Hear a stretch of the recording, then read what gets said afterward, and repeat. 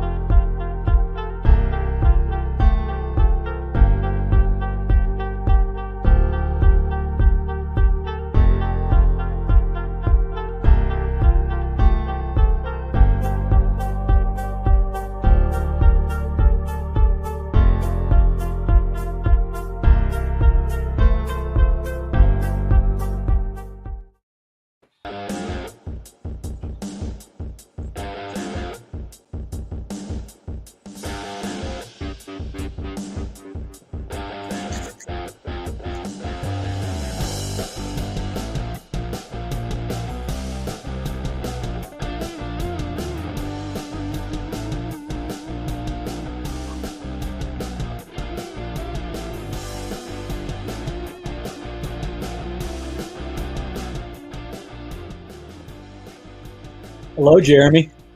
What's up, Michael? Oh, it is Wednesday night. It is Time for the worst podcast ever. 9 o'clock Wednesday nights. Wednesday night at 9. How have you been, my brother? Brother, I've been well. I have been blessed. We have already 39 people in the house, 41 now. Jeez, why? I don't know. They're going to be so disappointed when I tell them that Jerry, I'm sorry. Jerry. Jerry's not going to make it tonight. Jerry. I swear I just got home from a commercial job. I haven't taken a shower or anything. I told my wife, I said, grab me a hat. Oh, when I tell them that Joe's sick, they're going to be so ticked off. Yeah, they will be. No, we do have Joe Deery in the house tonight. He's in the green room as we speak, and we're going to bring him out here in just a moment. But first, let us welcome everyone to the podcast. This is the WashTube podcast, also known as the worst podcast ever. Ever. We promise to maintain that persona. Hey, I done said it. Someone was going to say something about the shirt. Okay.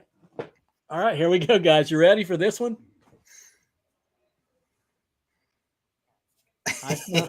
I smell bleach. Okay, here we go. Oh yeah, I'm not done. Can you see it? Do we have some fresh merch? We have fresh merch. So this is going to be my day one attire at the Huge this year. And I love it. My wife thinks it's a great idea. And she thinks I'm a great idea. So she knows what she's talking about. Yeah, maybe.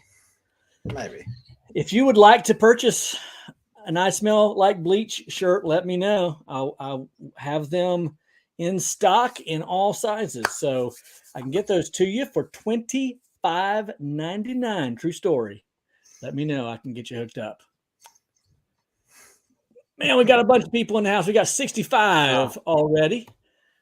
I am pumped. I am so pumped. Audience. I'm trying to get this even shared. I ain't even got it shared out on Facebook yet. I've lost train of thought. What am I doing? We've got more comments, and I'm going to be able to maintain.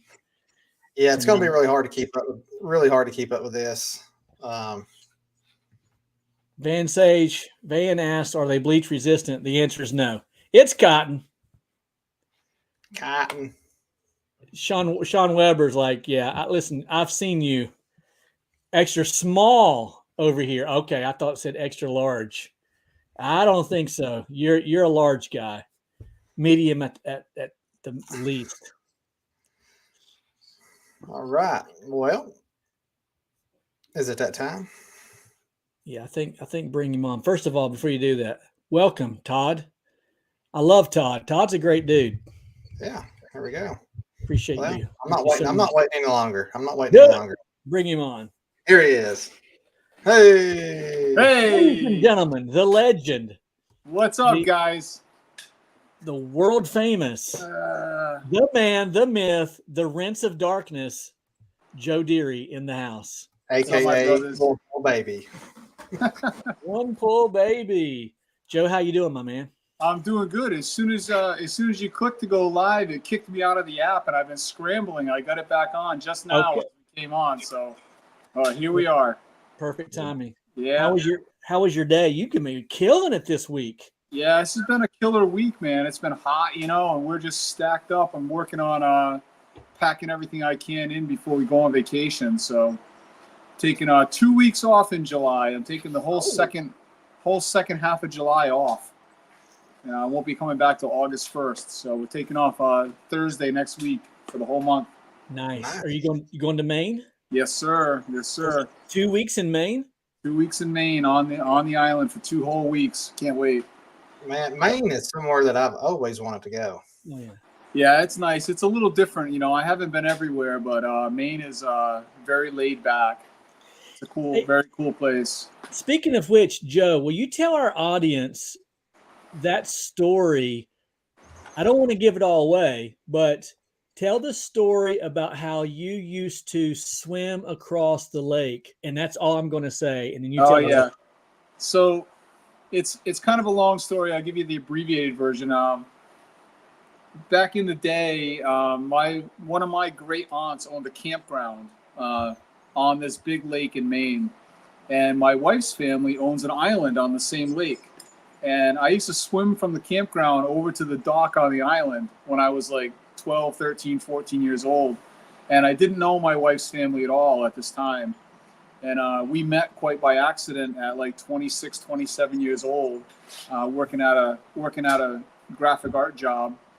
She had a T-shirt on that said Moody's Diner, which is one of the local restaurants up there. And I'm like, hey, I know where Moody's Diner is. And we started talking, and she's like, yeah, we go to Maine, but you wouldn't know where it is. I'm like, oh, try me. She goes, well, it's Damariscotta Lake. I'm like, oh, my aunt has a campground on Damariscotta Lake. She's like, my family has an island on Damariscotta Lake, and we put it together. It's pretty funny. I used to go swim over onto her dock when I was, 12 years old and didn't even know it.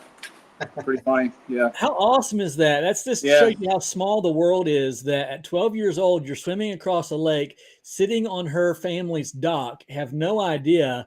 Then meet up with her, you get married, and you have that connection forever. That's just amazing. And we grew up in like rival towns. Like I grew up in Killingly, and she grew up in Putnam, which is where I live now. And we kind of ran in the same circle. We graduated high school like 1 year apart, and I never even met her. Didn't run into her anywhere until mid-20s. So kind of strange, but yeah. Which lake is that? Van was asking which lake that is. Damariscotta Lake in Maine. It's inland. It's just inland of Booth Bay. Okay, cool. Yeah. Awesome. Yeah. Awesome. It's a big lake. It's about 14 miles long. Has all sorts of inlets and stuff. It's pretty cool. So the idea tonight is Joe is not someone that we've brought on to interview per se, but he is a guest host. So it's the three of us hosting this show. And the reason that Jeremy and I wanted to go in this direction, Joe, is because you've been on a number of podcasts. You've answered all the questions. We know you're like family, truly. I mean, if you're in the pressure washing community or have been for any time, then you know Joe, and it really does feel very family-like. So it just makes sense for us to come on for an hour. We've already got 82 people in the room with us. And we want to encourage people to ask questions, and in particular, ask questions that you've never, wash related, sure, but feel free to ask Joe questions, and then he'll feel free to say, I'd rather not answer that question. But this is about us talking family and having a good time. Yep. So what are you drinking, Jeremy? I'm drinking the last of my ice caramel macchiato. I'm drinking straight bleach. I swear. Jeremy, you got to make that into a short video. I feel like I could just, I had just like a moment right there, epiphany, when he said it. Like, I could straight up get like a lemonade, like food truck. I hate saying that because my buddy Zach's got one now, and I could just be like, all right, guys, get you some straight bleach right here. That's right. That's right. I think Yeah. Joe probably has bleach in his veins. There's no doubt. Yeah. Oh about that. yeah, man. Coursing through You there, know, baby. Yeah. Joe, how are things going with Lauren on the truck with you? Oh, it's been fantastic. Lauren and I have been killing it. I've been setting up with trying to, I've got my iPad right tonight, and I'm holding it with my Vice on my bench. So that's what I'm making an adjustment. I love here. it. That's awesome. It's as redneck anything other than that. I'm gonna take a picture of it to send you for tomorrow, Mike. Okay. Yeah, there we go. So yeah, it's been great with Lauren. We actually we killed it today. I'm running the 5.5 with a manual bypass, and she's been running the 8 with the Flow Pro. And it's great. I actually called Judd today. I talked to him at length. He's sending me another Flow Pro, so we're gonna set up with 2 Flow Pros. Oh, nice. But we're washing like big houses. She does 2 sides. I do 2 sides. And we're washing house in like 35 minutes. It's ridiculous. Yeah. I set up today. We did the big condo project yesterday. We did 15 buildings. Today, my schedule was 7, and we were home by 2:30. Oh, jeepers. Yeah. And tomorrow we've got, I think, 6 or 7 tomorrow, and we're just gonna freaking fly right through it. It's ridiculous. That's awesome. So I'm gonna be very spoiled with her for the rest of the summer, and then when I get into the fall, I'm gonna be like, it sucks. I gotta do this all myself again now. I was just telling Mike the same thing. I got a guy with me. He's a school teacher. We did 8 on Monday, 2 apartments and 6 individual houses.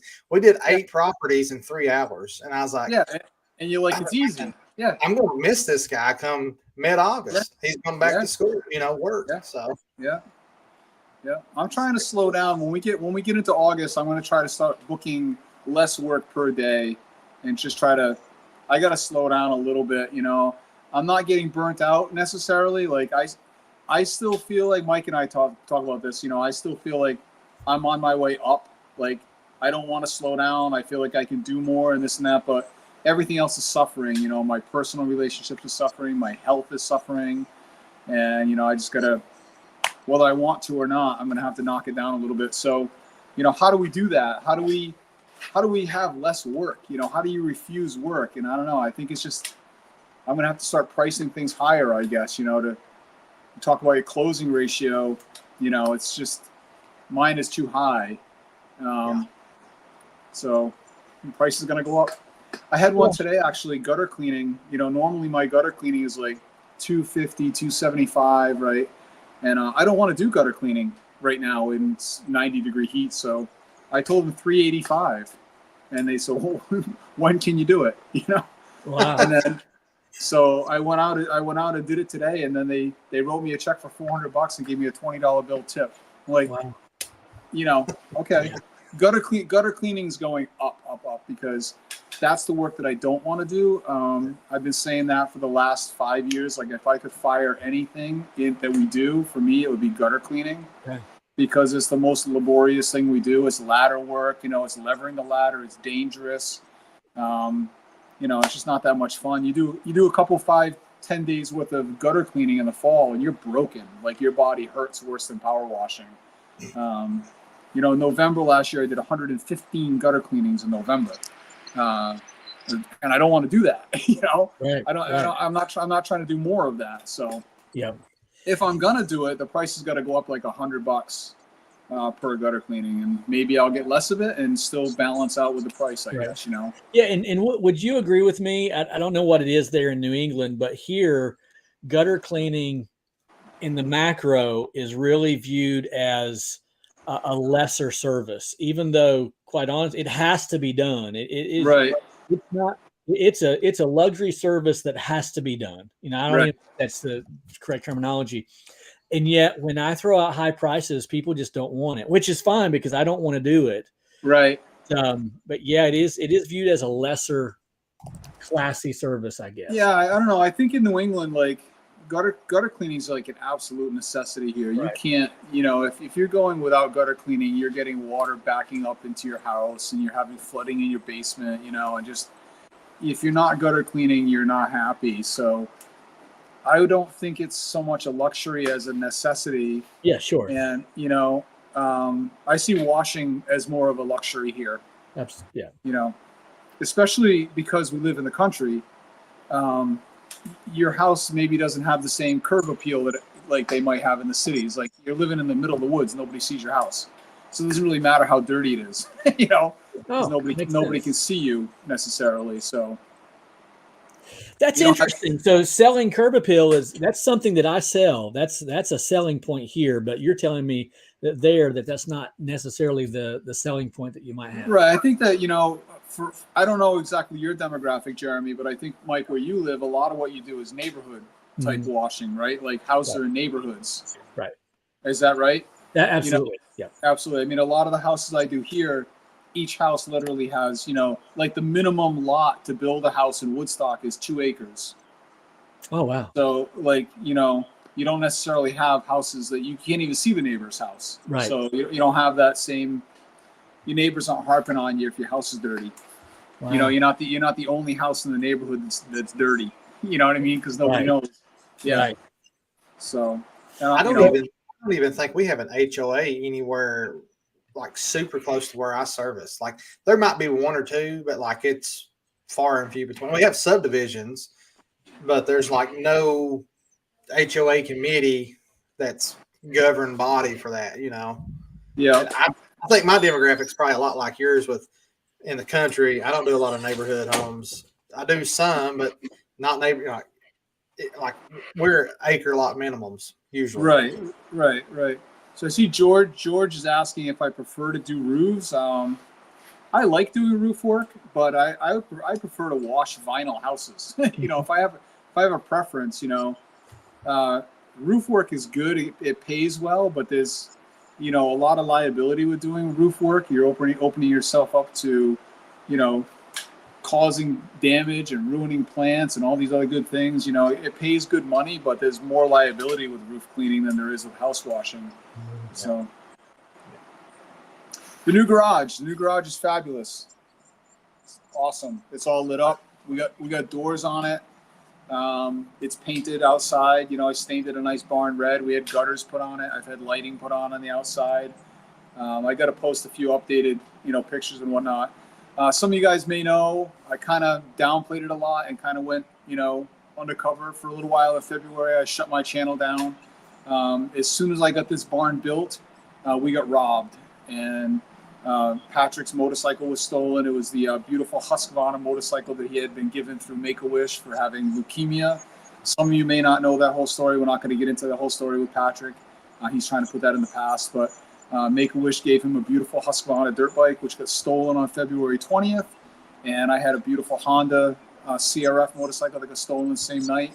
And I am going to try not to use any bad language, but these people just like smash and grab. They broke my fence down. They came in, smashed the door down. I took the motorcycles at 9 o'clock at night while we were sitting at home watching TV on the couch. And gosh, just ridiculous. Right after I had got this barn built and secured, Patrick says, "Hey, can I bring the bike home?" I'm like, "Yep, we got the doors on, we got locks on, everything's good to go." Brings it home.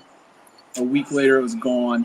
Yeah. So I've not been posting much about the barn because I'm trying to limit my exposure. I don't think YouTube necessarily had anything to do with it, but you know, I do have a pretty decent social digital footprint, so people know who I am, know where I am, know what's in my barn. You can see my Triumph sitting behind me over here. You can see my Scout sitting behind me over there. You know, I don't know what I'm opening myself up for doing that. So, but yeah, the barn is fantastic.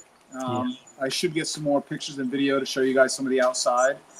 I'm still, you know, it really took some of the shine off of it for me when this happened. So, you know, I'm kind of warming back up to the barn, and it's fitting, you know, it's coming together for me. I got all my equipment in here, and it's been great. We've had a lot of rain, a lot of nasty weather, and, you know, I've been working on my truck, always putting something new on the truck or rebuilding, and it's nice to be inside. This is the first season I've been able to have all of my equipment and be able to work on things inside. So, beautiful. I'm blessed. Yes. Yeah, you called me. You called me from the driveway, if I remember correctly, and maybe the police hadn't even got there, or they had just gotten there. Yeah. You're talking to me on the phone. I'm like, oh my God, I Oh can't my believe. God, I couldn't believe it. It just, Yeah, my you heart know, sank. it didn't really sink in. We replaced some motorcycles, you know, but we'll never see those things again. You know, whatever. Now you called me also at an interesting time. This time last year, you called me from the emergency room and said, I answered the phone. I was like, yeah, what's up? You said, I'm having a heart attack. I'm like, yeah, so which job are you on? You're like, no, I'm serious. Yeah, no, yeah. It's been just over a year. It was I think it was June 17 last year. Okay. I had a heart attack. It was nasty. I had my artery in the back of my heart was 100% clogged, and the artery in the front of my heart was 75% clogged. And you know, you and I and Jeremy have had these conversations. You know, but I've lived a healthy lifestyle my entire life. I've been active, and you know, I've been lean and fit, and used to do bodybuilding and mountain biking, and I've just always been active. And having what I think is a pretty decent diet. I think I'm probably the last guy you'd expect to have a heart attack, but I did. So I would say to any of you guys that are like, you know, not having your cholesterol checked and not having your blood pressure checked, please go do this, because, you know, mine was only very slightly elevated, but I let it go for way too long without any kind of checks, and I wound up, you know, working myself right into a heart attack. So, I mean, if it can happen to me, it can happen to anybody. Is what I'm trying to get at. Yep. Take it seriously. Before pressure washing, I've had a few different careers. I mean, I don't think we want to go through my whole story. I think that's what we're trying to avoid here today. Like, right tonight, we don't want to. Yep. But you know, I worked in printing for like 15 years right out of high school. I ran a few printing presses. I wound up managing a graphic art company for a while, which is great. I love doing art. I love doing printing, and made a career out of that for a little while. But I got married and started having kids, and it wasn't paying the bills. You know, you've heard the term starving artist. It's a real thing. It's really hard to make any money doing anything artistic. So I got into mortgage broking like in 2005, 2006, like right at the tail end of the refinance boom. And I realized pretty quick that was going to go away. And I started marketing to realtors for like first-time home buyer programs. And I wound up hooking into that pretty good. And I did mortgage broking for about 15 years. So I learned a lot through that because in that position, you're the middleman between the realtor and the attorney and, you know, the clients, and you're kind of like balancing all these things and trying to keep all these people happy all at once and get them to the closing, putting out fire constantly. I learned a lot about sales and a lot how to talk to people and push things in the direction that I need them to go. And I really think that helped me a lot in this industry, because especially in the mortgage industry at that time, if your phone rang and you didn't answer the phone, they called the next person in line. And it didn't matter if you called them back 5 minutes later. They are already talked to somebody else or already hooked by somebody else. So that's why I say, you know, like with mortgage broking, it was always you want to try to get the client invested with you right away. So you're asking them for W-2s and pay stubs and bank statements, and trying to get these documents from them, because once they've invested in that, they don't want to go through that clunkiness again with anybody else. They don't want to scan these documents and send them off to side. I already got somebody working on that right now. They've already pulled my credit. I don't want my credit pulled again. And you've got them hooked. So same thing with like my sales technique is that you call me on the phone, I push it back on you and get you invested, and I want you sending me pictures with your name and address and what you know. Oh, nice. And you've now invested with me. And I think that really helps my closing ratio a lot. I don't just give them a price over the phone or whatever. Like, send me a couple pictures. You know, I want your name and address. I talk to them for a minute. And I think that, you know, getting that client to have some skin in the game helps your closing ratio dramatically. I like that thought. I hadn't really thought about that. Getting them invested from that standpoint. I like that terminology. It's like they're buying in. Nice. Mm-hmm. Hey guys, if you're finding value in what Joe just said, go ahead and give us a thumbs up or give us a heart. Share this out into some groups. We appreciate you guys. Come on now. That's some good stuff. Now, Joe, I'm going to post this statement right here, but we don't really have to talk about this. I'm only bringing this up because I met Scott surface cleaning this past week in Virginia. I was Yes. there working and at the apartments that I own, and I get a phone call or a text message from a guy, and he said, "Hey, Mike, you don't know me, but you're in my area."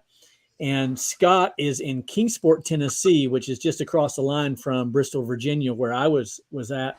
And 15 minutes later, he shows up, and we had an hour-long conversation. Scott, I'm glad you're in the room tonight. You have never, by the way, Jeremy, Scott has never missed an episode. Scott has never missed an episode of our podcast. So I think that it's because of you. Yeah, I'm confident in that. But I will ask Joe, so tell us about your relationships within pressure washing in your area. I know that you have a couple of guys that you hang out with or at least wash with. Yeah, so, it's funny, in the service industry, I think that a lot of times we view our competition as the enemy, because you think they're going to take business away from you. And I certainly felt that way for a long time. Yep. Especially when I was first trying to get in, because you're trying to grab everything you can and get all the traction that you can. But I think after you're a couple seasons in and maybe you're finding your groove a little bit, it's good to try to collaborate with some people. You guys maybe that are watching have seen me collaborate with my friend Derek Nordman from Tri-State Power Washing. Yep. He lives in the next town over. I feel a little bit like I have a debt of gratitude to Derek, because when I first got into business, I saw that he was doing this, and I reached out to him and said, "Hey, I'd like to, take you out for a coffee and pick your brain a little bit." And he graciously accepted my offer. Wow. To sit down with him. I don't think he knew what he was doing when he did that, because we've grown to be, I think we're the biggest company in the area at this time. We're doing more higher volume of work than anybody else. We've got the best equipment in the Northeast corner or whatever. But Derek sat down with me and,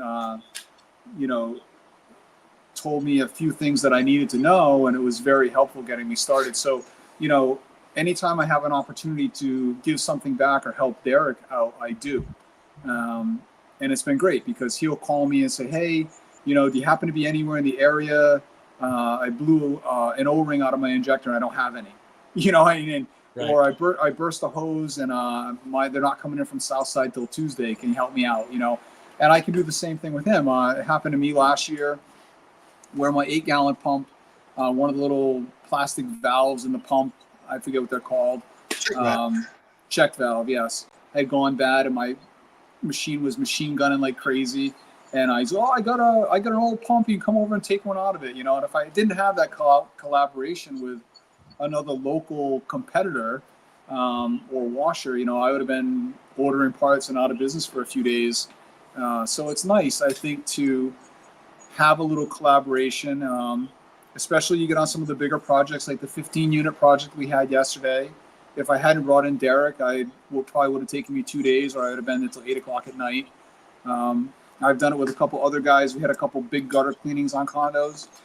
This year I brought in Justin Slowinski one day and Derek, and we knocked the whole project out in like 4 or 5 hours. And I was able to share the wealth in that and pay them both, pretty decent amount of money, and I still made plenty of money, and everybody's happy. And you've got some other resources locally to work with, instead of viewing everybody as competition. Now, do I want to invite a bunch of new people in here and give them the keys to my truck? Not really. So, am I going to be like opening my doors to every new guy that wants to come in and talk to me? Absolutely not.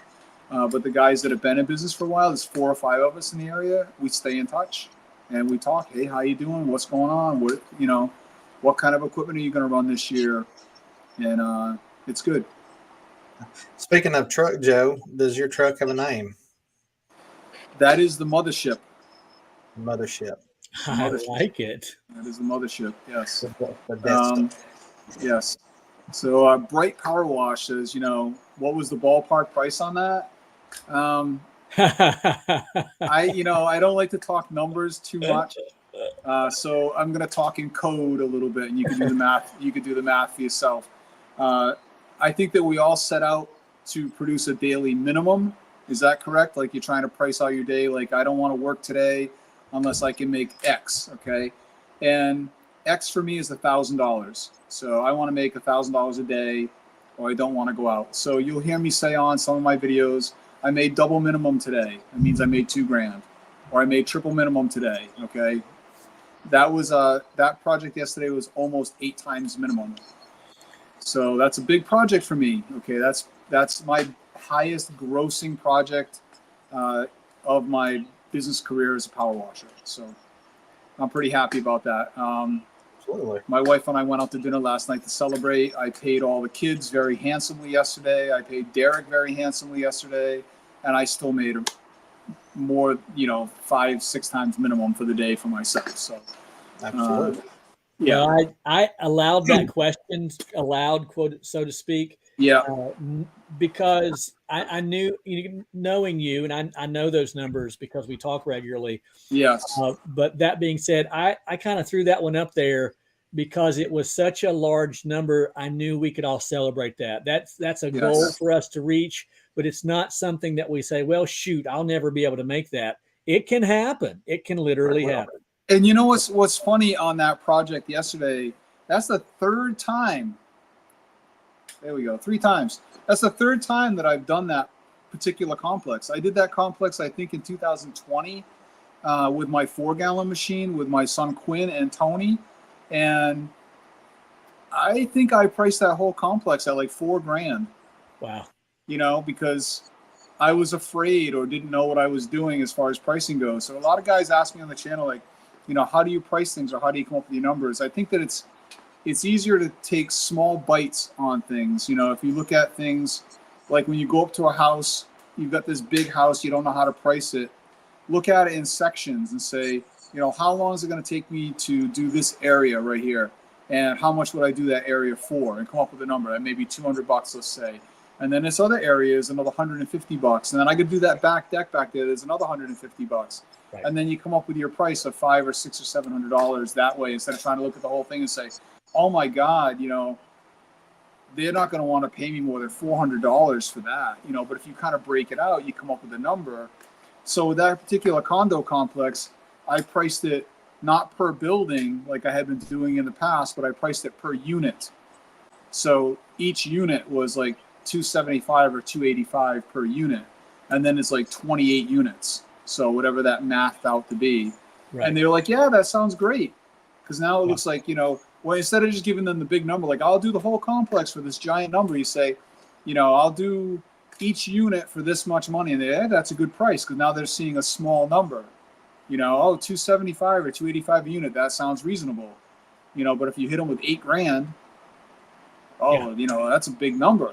Yeah. Well, how did you arrive at that number, And this is how. So Sean Weber says, congrats, Joe. Now, yeah, Sean's a new guy. I think some of you guys are following Sean. He's got a good channel that he's got out there. Yep. I've been talking to Sean for a couple of months now.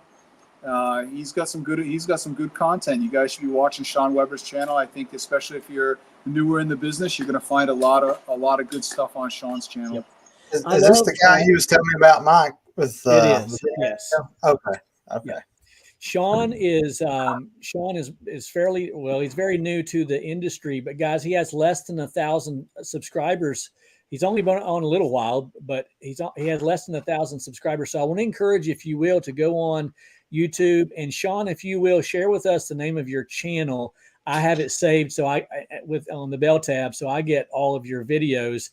And what I want to say about Sean's videos is that it's like the full scope of everything. He talks about how he got the job, the things he didn't like about the job. He does a little self-interview in the truck and gives you the breakdown, and he'll even tell you the prices for the most part. So you definitely want to check out Sean Weber's page. I think what some of you guys will find is a value in Sean's channel is, just like Mike said, he's a new guy. So he's going to go through the same process of the learning with you that Mike and I were doing, 5 years ago. So, he's going to be figuring some things out for himself as he goes along. and you're going to go on the ride with them and learn with them. And it's a good thing. It's a good thing, I think, for a lot of newer guys to follow that. So, Joe, I had someone reach out to me earlier and was telling me they would like to ask, it's kind of a question, maybe not really a question, but your thoughts on the X6. So I know you've ran it a couple years.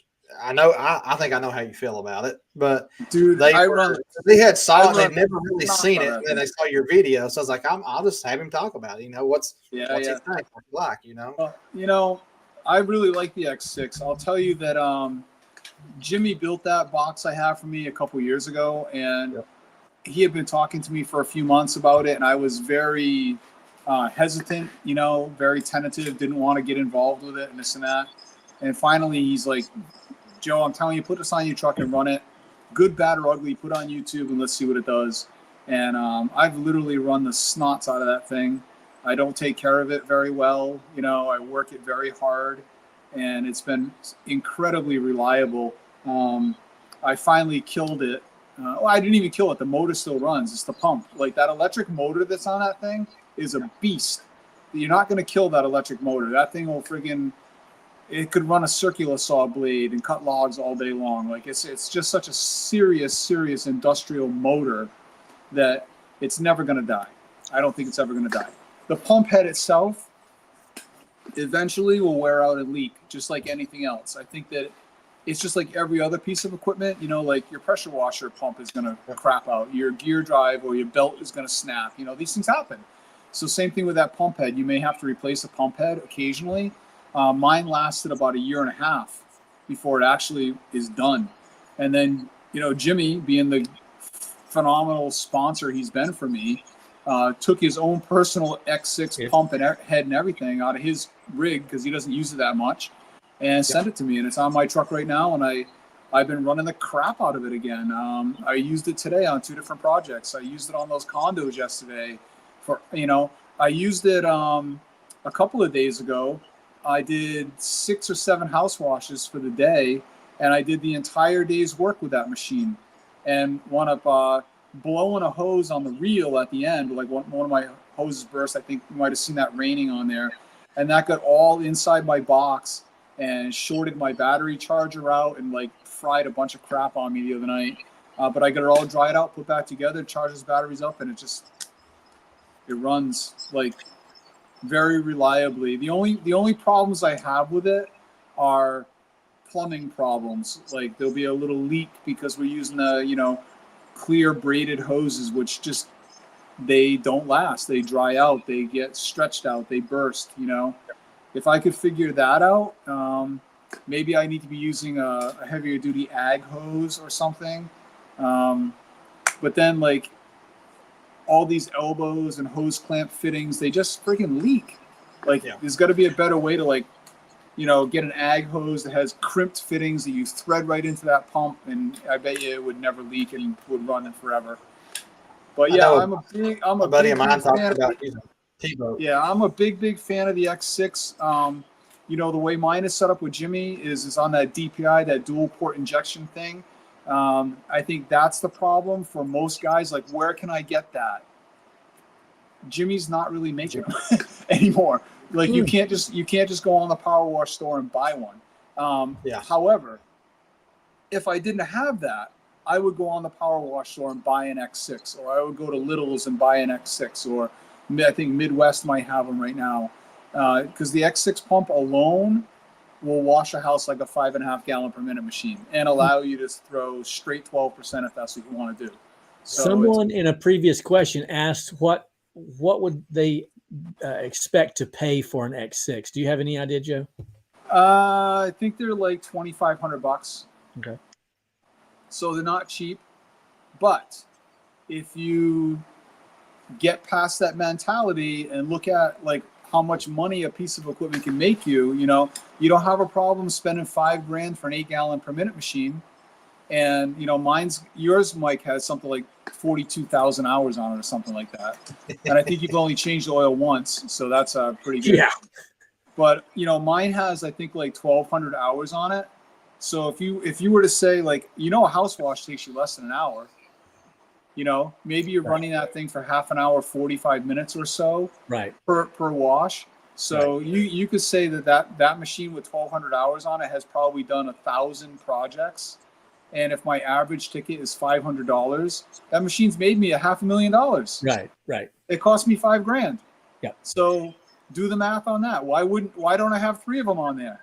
Well, same thing with the X6. Like, $2,500 for the X6. A couple of roof washes is done. That thing's done hundreds of roof washes. I've used it. It's made me so much money that it's irrelevant. You can't compare it to a 12-volt pump or anything else. Like, if you want a real 12-volt pump, get an X6. Yeah.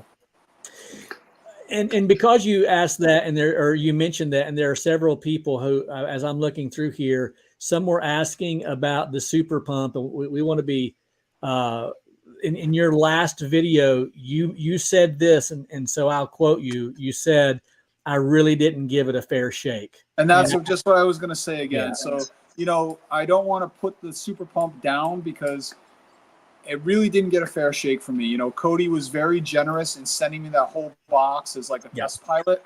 Yeah. I had a couple problems with it right out of the gate because it had come to me damaged. Mm-hmm. So he had like this speed dial on there. He calls it a potentiometer or something, but it's a speed dial, rev it up, rev it down. The speed dial was broken. I managed to take it apart and kind of get it to work. And then I was using it one day on this big stucco house. It was working fantastic. I did like 2/3 of the project with it. I was up on a roof and it just stopped working. And it ended up being that I sent that pump back to Cody. He diagnosed it on the bench and it determined that it had been the potentiometer that had gone bad.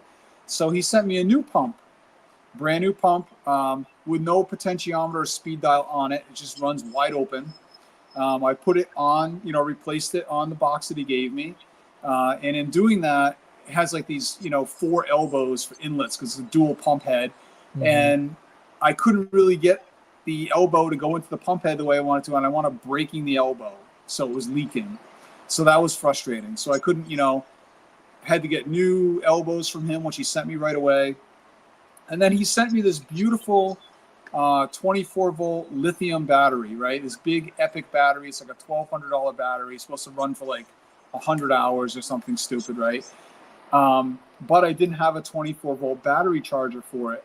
And I ran it down dead and bought the correct 12-volt charger from Epic, but it's a trickle charger. So for some reason, it won't bring this battery up from dead. And I'm not, and I'm being, what's the word?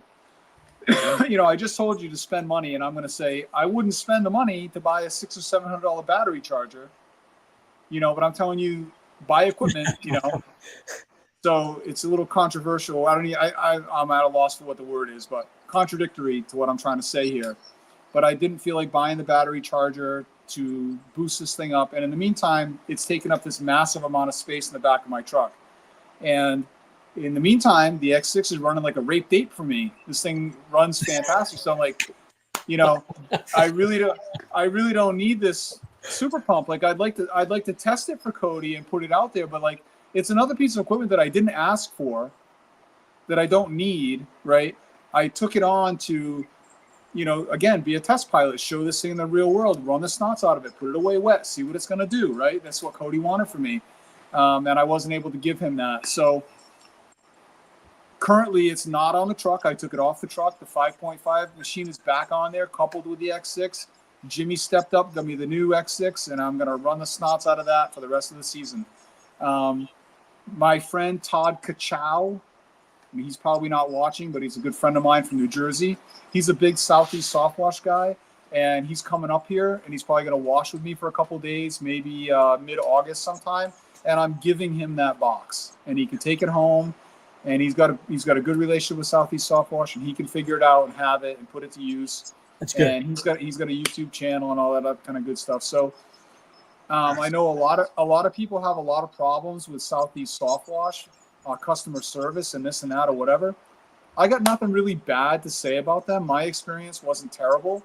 Right. Again, Cody was very generous to me, but the Super Pump never really got a fair shake from Fair me. enough. Okay, so that's the long story on that. The question is, do you use an AR-45 or just the X6? We know. Do you watch my channel? Do you ever see have you seen an AR-45 on my truck? No, I don't use an AR-45. I don't own one. Mike has one. Do I? Which you should probably just send it to me, Mike, because you're never going to use it. You haven't used it yet. I can send it to Tommy Bain. Send it to Todd. That's right. Just drop it off at my house when you come back through to Bristol, actually. I'll fix it No, for you. I don't have an AR-45. I'll tell you, I got another friend in New Hampshire. His name is Todd Hendrizak. And he just bought the Leon Johns Moflow machine. Have you guys seen this thing? Someone was asking about that a minute ago, the comparison between the X6 and the Moflow. Oh, the Moflow will blow the X6 out of the water as far as flow goes. I was talking to Judd West tonight. You guys must know Judd. He's the creator of the Flow Pro. If you don't have a Flow Pro, you need a Flow Pro. Okay, it's probably like the most efficient thing you can have on your truck. Save you 1,000 footsteps a year. But Judd also has a Moflow, and he was telling me tonight it's just ridiculous. It runs at like 12 to 14 gallons a minute, which is insane. It's an expensive machine, but I think that you're going to see a lot of them out there over the next year or so. And if it continues to be reliable, I think you're going to maybe see it, less guys using ARs and that kind of thing. I will say, though, for most of us that aren't doing big commercial things, like Judd's telling me he's doing this whole city block. He's got this building that's like, 1.5 miles long that he's doing. He needs that kind of equipment. For us that live in the country, I can barely keep up with water now. A 12-gallon per minute machine isn't going to do me any good. So the X6 is a really nice sweet spot. Same thing like a 5.5 pressure washer is a real nice sweet spot for the smaller residential kind of guy. And it's affordable. That Moflow machine is like $6 or $7 grand, and then it needs remote control shutoffs and all these other things. I think you wind up into it for like $8 or $9 grand. So from my understanding, that's just a fancy upstream contraption. Is that correct? That is correct. It has stainless internals. It's literally upstreaming, which is not a new concept. A lot of guys I know a guy that's like, I know this guy is like 75 years old. When I first got into pressure washing, and he had a 275 tank, and he would literally batch mix a 275 tank and upstream it with his 2.5 gallon per minute machine, just draw house wash right out of the machine. And once you kill the machine's going to last you probably 50 house washes before you kill it. Throw it away, get another one. Upstreaming is not necessarily that difficult to do. You could do it with your 8 gallon per minute machine. You're just going to ruin the pump. Yep. Yeah. Instead of answering this question that's on the screen, I simply posted the link, and you'll see it there, Scott, from me and Jeremy. You'll see the link, and you can go check that out. Yeah. So I'll answer that question for him real quick. If you understand what downstreaming is, and you understand that you need to turn soap on and off, there's many ways you can do that. And the Flow Pro does that for you remotely. So you can be on the roof in the back of the house on a balcony, soaping, push the button, it turns the soap off, and you can rinse. Saves you a world of effort. I always get guys like, I don't understand why you want one of those. Just use J-Rod, just the J-Rod, high soap, low soap, this and that. And I've never, ever in my life ever used the J-Rod to do the soap on and off. I don't want to rinse at high pressure. Yeah, I did that for one season in the beginning. When I first started, I was an X-Jet guy when I first started. So X-Jet, easy, turn soap on and off. And then I started the downstream, and I figured out that I could use an M5, which is low pressure, to soap with, and then I could put my X-Jet tip back on and rinse with the X-Jet. Yep. And that acted as my remote control. But like Jeremy says, then you're rinsing with high pressure, and that's not what you want to do. You want to rinse with flow. You really want to rinse with low pressure and like high flow. But if you don't have a Flow Pro or a remote, switching tips from low pressure to high pressure, I mean, if any pressure washer you go buy, at any big box store comes with a set of tips. You got a black tip, which is your soap tip. Then you got your green tip or your white tip, which is your rinse tip, because the high pressure does not allow the injector to draw soap. Right.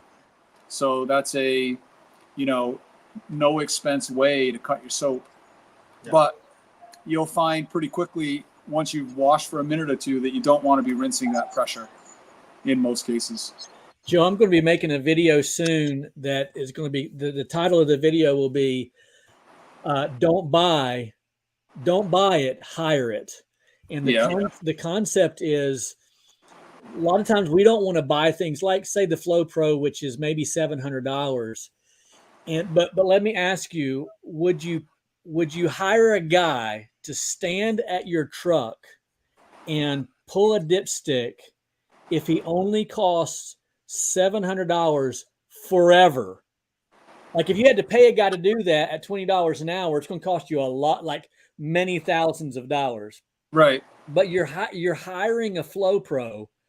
One time, you cry once, and you've got a guy standing at your truck pulling a dipstick. In fact, it's even better than that. He's turning the knob on your bypass to give you more flow. So if we think that $700 is too much, try to just change your mindset on that you're not buying it. You're hiring an employee who, by the way, shows up every day and is waiting on you when you get to the truck. That's a pretty faithful employee. No, that's a great way to think about it. And it's funny that you use that analogy because, in our condo project yesterday, I set Derek up with a manual bypass.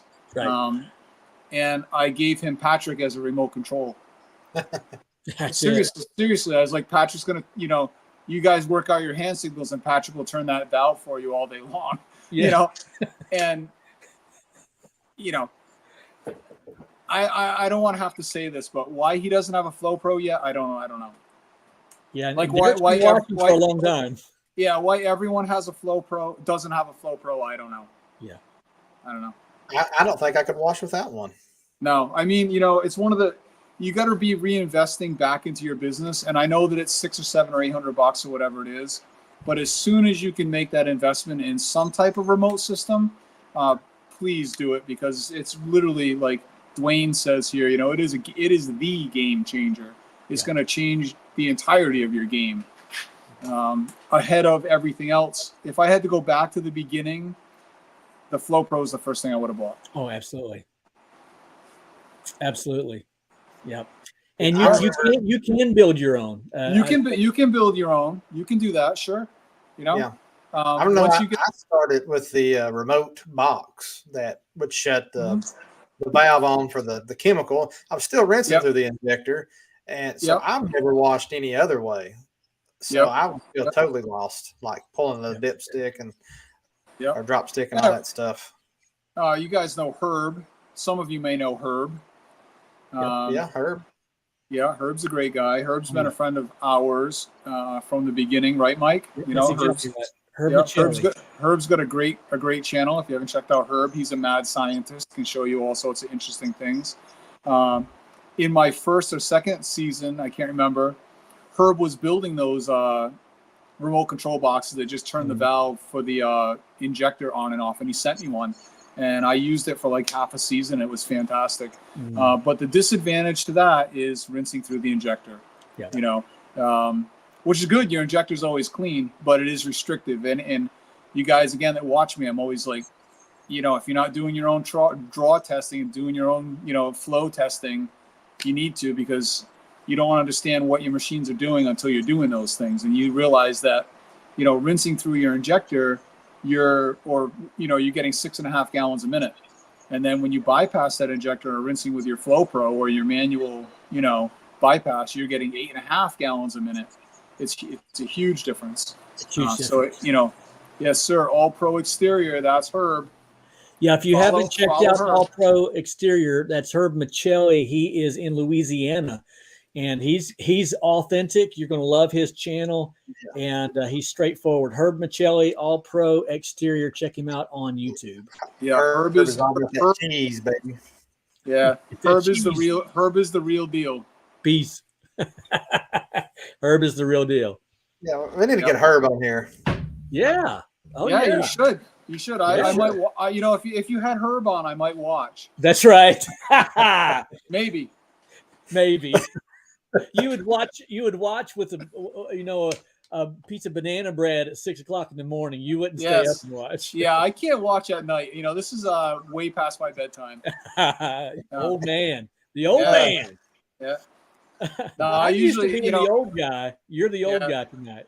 I usually pick you guys up in the next morning as I'm trying to wake up for the day. Okay, let's go there. What does the day look like for Joe Deery? Well, I know, a lot of you guys like to come home at night, and Mike, I know you do this, Jeremy, I'm not sure if you do, but you come home and, you set your rig for the next day. I don't do that. I come home and fall out of my truck, crawl into the house, lay face down. Well, first I get into the pool with all of my clothes on, okay? And then I take them and hang them on the rack outside and let them dry, and take the clothes from yesterday and bring them in the house. Then I lay face down. Then I lay face down for about 45 minutes. Then I get up and walk the dogs with my wife and have dinner, and then I eat from like 7:00 at night till 10:00 at night. Yeah, you do. I take like all my calories happen in the evening, but my morning, I do most of my prep work in the morning. I get up at 6:00 every day, and I come downstairs, and I'm, usually on the phone for a few minutes, having a coffee, trying to wake up. And then, no later than 6:30, I'm out here in the barn, uploading shock on my truck, hooking up water. It takes about 40 minutes to hook up my water to, get set, clean all the crap out of my truck the night before, and get loaded up for the day. And I usually don't have any problem with that. There's a little bit of buffer in there for me. If like something fails that morning, like my 12-volt pump doesn't want to upload, I've got 10 or 15 minutes to, change things. If during the day I do have something mechanically fail, like, the other day the X6 blew a hose, I'm fixing that the night before. I have to. I couldn't possibly do that in the morning. But on a normal day when everything's functioning, when I park the truck, I don't do anything at night. I go, and this stems from me, my kids are older now, but me having 3 kids and 2 dogs and married and all this stuff. When I come home, my family wants my attention. They demand it. So, I got to come home and just park the truck, go in the house, and it's family, let's be honest. It's never 100% family time. It's always pressure washing. If you're running your own business, you're always doing something in your head, pressure washing, even when you're with your family. But when I come home, I try to put it away for a little while, focus on the family. And then, when I get up in the morning, it's just get ready for the day. Well, you said they demand it, but they also deserve it. And they do. I mean, absolutely. Yep. Joe, do you have any goals? I got about I'd say about a 10-year plan. I'm 55 right now. I don't know that I'm going to do anything else. This is like my 3rd career at this point. I really wish I would have found this career 25 or 30 years ago. I mean, I don't think it existed then the way it does today. This has been kind of a gold rush of a industry for the last 5 or 10 years. I would like to wash for at least 5 more years actively at about the same pace that I am now. I think I can continue this pace. I feel healthy. Again, I think I said earlier, like I still feel like I'm on my way up. I still think there's some room for some growth for me in the business. I do not have any intention of bringing on another truck or anything like that. Like it's the one man, one truck thing for me is highly profitable and very manageable for me. I don't want to become a business owner that's having to manage constantly. So my goal is to have, more free time within, or more, I should say more freedom within my business, more control over my business, and, do this at about the same pace for another 5 years. And I think when I'm 60, I'm going to reevaluate that a little bit and maybe start to dumb it down. But I can't see any reason why I'm not washing, or I should say I can't see any reason why I'm not self-employed in some type of home improvement manner for the rest of my life, which may only be next year because I did have a heart attack last year. So, real quick speaking, we're, saying you're more so on the would you say the backside of your career toward You can say it. retirement? I'm an old man. It's okay. So you're talking 10 years. We got these young guys. Say some of these younger guys who may be in their their 20s that's watching us, and this is what they're doing. Right. What would you say, or how would you advise them, or I won't say advise them, but planning for the next 40 years, 30, 40 years, like for retirement, being self-employed. Is there like a good rule of thumb of what, is there a percentage you should set back, or, just something? What would Joe do? What would Joe do? Well, I can tell you that Joe's body has broken down a lot over the last 5 years. It's not just all fun and games, it's not just all spraying water, right? Like, you guys do this every day. You know how worn out you are at the end of the day, and you can't run wide open forever. You're gonna blow a gasket somewhere. Something's gonna fail. Just like you're not any different than any piece of hydraulic equipment that you have on your truck. Something's gonna give out. So you need to be looking for redundancy or have plan Bs, right? So if I was 20, I would have a different mindset. I'd have multiple trucks, and I'd be looking to get off the truck. I would be looking at it more as like, I want to grow a business. I want to be a business owner. Okay. This is kind of my retirement business, right? I don't have the energy for that anymore. I don't want to manage people. I want to just relax. I'm making great money. I'm only managing myself, and I really enjoy what I do. I really enjoy the work. I sat behind a desk long enough. If I was 25 or 30 years younger, I would probably be bringing in, 2 or 3 guys, and I would be managing and selling and trying to create something that was, legacy, that was maybe saleable. Okay. But I don't know. I really can't see doing anything for 30 or 40 years. I think if you're 20 and you think you're going to wash for 30 or 40 years, I don't think you're going to do it. I don't think really too many service industry guys do that.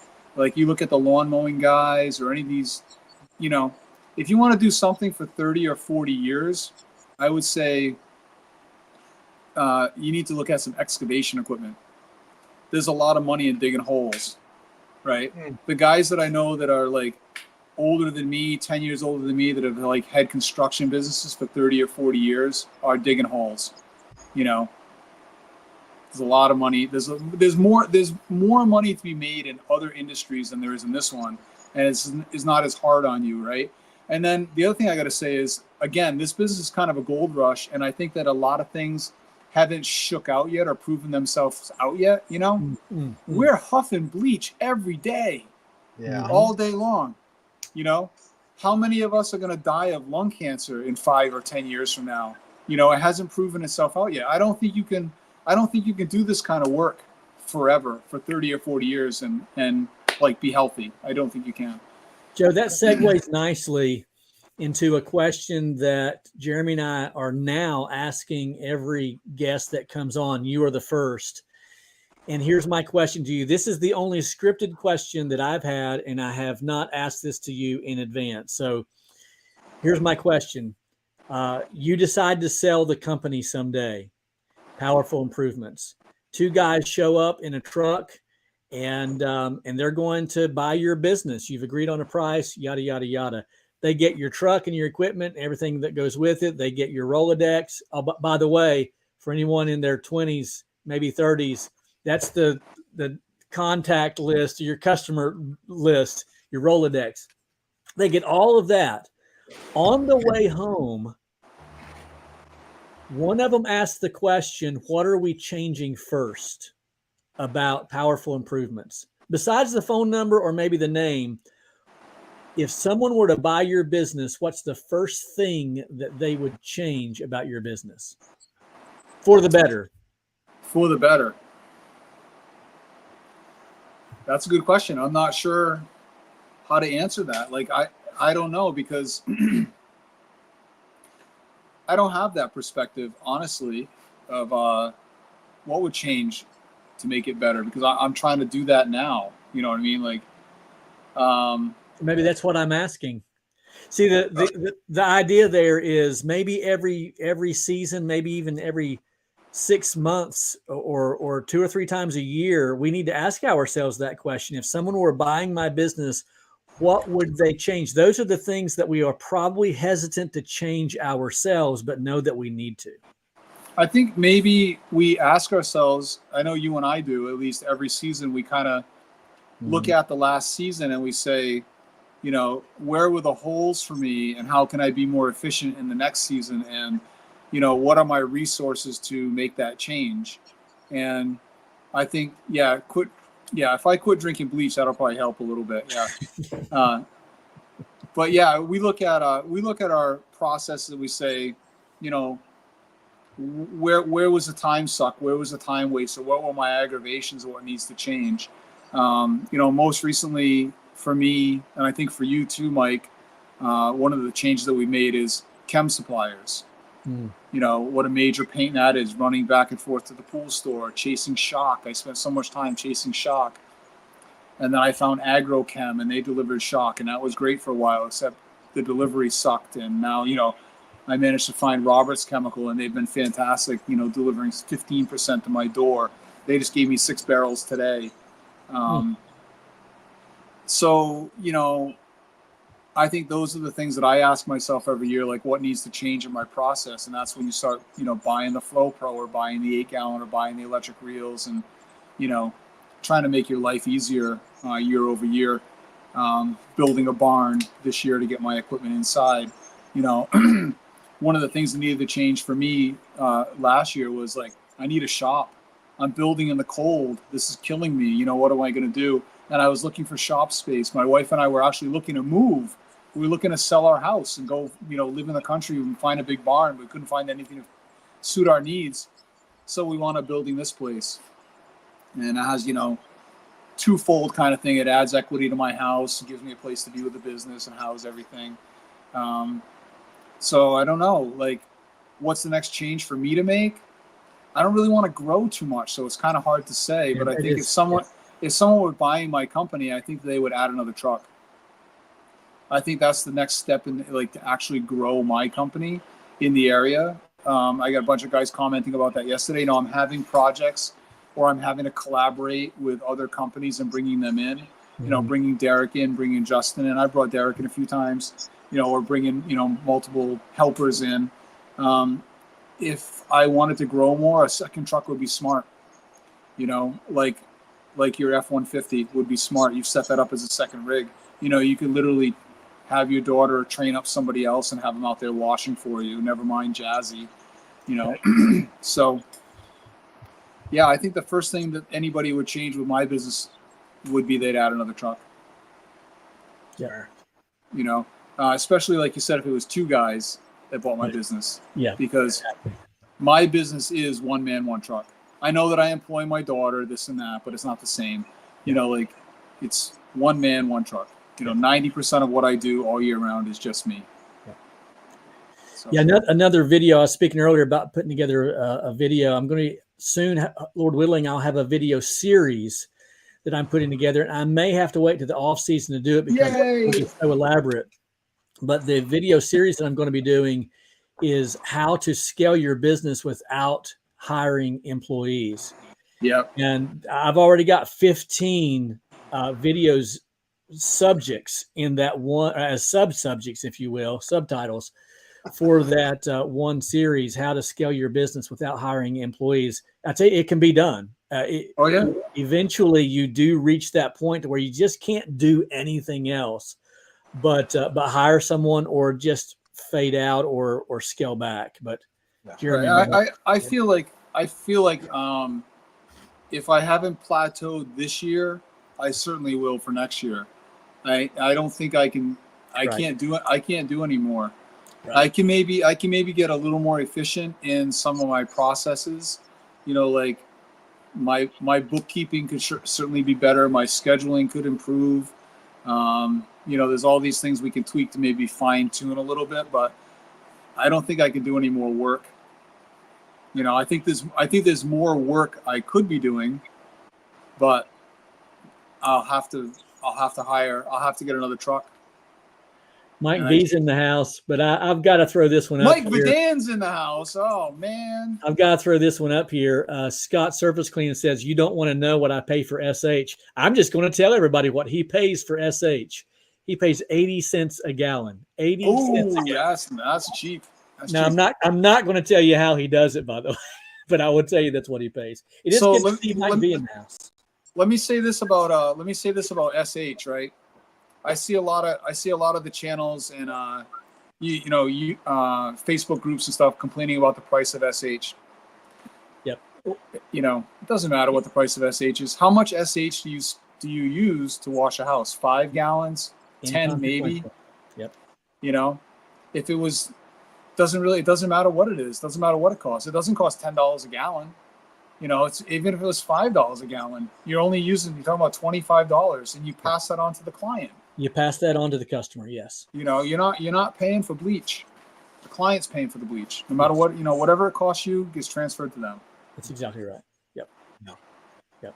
I currently pay, I think, $3.13 a gallon for bleach delivered to my house. That's ridiculous. That includes it's 15%. It's noticeably hotter than anything I've used to date. And it's I call them, and like within 2 days it's here, and that includes the delivery fees and everything. So I've got a great deal. I've got a great deal going with them.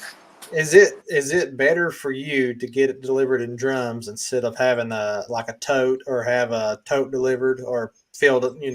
They back up to my house. I've got a 275 tote, and they just roll it out and pump it in. And yeah. So I would do that, except it's not available in my area. Okay. I would happily have a tote like a lot of you guys did, or at least let me say that I haven't found the supplier yet that's willing to do that for me in the area. Okay. It took me a long time to find anybody to deliver anything. And the very first, I was in the hospital a few years ago with Patrick when he was sick, and I was doing some research, and I happened to I went to one of the local dairies in the area, because that's how they clean all the milking equipment. It's with chlorine. They use bleach, chlorine.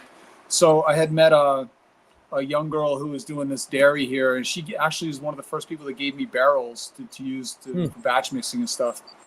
And I got talking with her, and she relayed me to her supplier, who relayed me to somebody else. Then it kind of fell off for a while. Then I got back on it again, and I started researching the dairy industry. And like I say, it took me forever. And I wound up finding Agrochem in New York, who was the supplier for a lot of these things. And they agreed to send me, barrels, and it was fantastic. And then recently I was able to connect with Robert's Chemical, which is not even far from me. And they've been phenomenal. But yeah, nice. They do the delivery of the 275, filling up the tote for you. It's just not available where I am. You have to have a commercial location, and I'm residential. So if I had a shop, I could do that. But currently just getting these 55s at my house I'm more than happy to have it this way. And like a 275 tote, I can't move it either. I can't move it around. So it'd be in a fixed position for me. Where these barrels I can move, I have a really nice hand truck, and I can lever them and move them around. I mean, you've got the muscles to move them, so it's okay. It's it's good. Joe, it's been great having you on the podcast. We'd like to ask you to come back at some point. Obviously, right now we have 100. Don't ask. Don't ask. We have 128 in the house as we speak, and that's the largest crowd that we've ever had. Oh, that's great. Someone else asked that we have Mike V. Mike, if you're still in the room, we'd love to have you sometime. Come on and share your story and spread. Yeah, I would tune in for that one. Yeah, no doubt. Yeah, get Herb on here. I think we'd all like to talk to Herb. Yep. A lot to learn from Herb. Yep. Perfect. Mike says he's game. All right. Sounds good. Yeah. Sounds good. All right, Joe, thank you so much, buddy. We're super grateful. I know this is out of your scope of bedtime there. You're normally a 6 o'clock guy. So Joe's one of those guys who's eating at 4 o'clock and he's already taken 3 naps. So yeah. Well, thanks for having me on, guys. It was a great time, and we'll do it again sometime. Mike, I'm sure I'll talk to you tomorrow. Yep. Jeremy, anytime you want to talk, buddy, you know where I am. All right, Guys, John. we always we close out our podcast in prayer. So you have prayer requests, you're always more than welcome to send those to myself or Jeremy, either one, through instant messenger, private message, text. We'd love to keep those in mind. We care about you. We care about your businesses and your family. So we're going to close in prayer. And once again, Joe, thank you very much, buddy. Yeah. All right. Father, it is in Jesus' name that we come to you, thanking you for your blessings upon our life, our channels, our businesses, our families, and we are forever grateful. We're most grateful for your son, Christ, who came and died on the cross for the punishment and payment for our sins. We're eternally grateful for that. We love our friend Joe. He's been our friend for a long, long time, and we're grateful for him. The wealth that he has given to this community that we call pressure washing, it's invaluable, and he just keeps pumping it out. So we're grateful for him, Jeremy, and so many others. We ask God that you'd bless our businesses and keep us safe until next time. In Jesus' name, amen. Amen. All right, guys, enjoy. We'll see you again next week. See y'all. Peace.